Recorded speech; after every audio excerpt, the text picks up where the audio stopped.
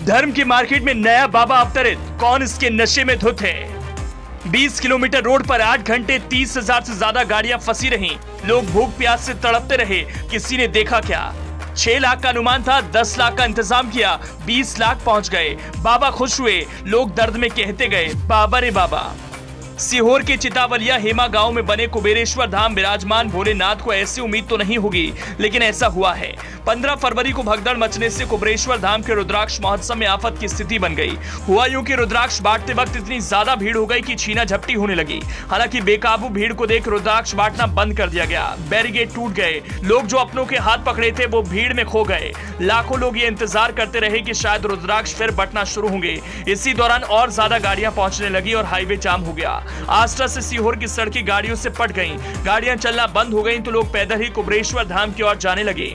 जहां नजर दौड़ाओ दूर तक सिर्फ नरमुंड ही नरमुंड दिख रहे हैं। सड़क किनारे कोई बेसुध पड़ा है तो कोई चीख पुकार रहा है। बच्चे बेहाल हैं और बुजुर्ग मदद मांग रहे हैं। लाखों जाने हजारों गाड़ियां महाजाम में फंसी हुई हैं। ये हालात कुबेरेश्वर धाम से भोपाल की ओर आने वाले 20 किलोमीटर लंबे रास्ते पर जहां तहां दिख रहे थे। इंदौर भोपाल 4 लेन पर सीहोर के चौपाल सागर चौराहे से आष्टा के पहले तक 8 घंटे ऐसा ही जाम लगा रहा।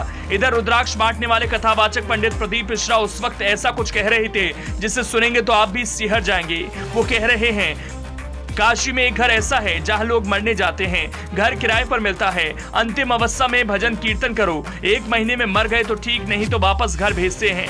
वहां लोग क्या मरने के लिए जाते हैं। जब भगवान शंकर का कोई भक्त मरता है, उनका गुणगान करने वाला मरता है, इस पर संसार के लोग भले ही रोते हों लेकिन देवता उस पर पुष्प बरसाते हैं। मरना सबको है।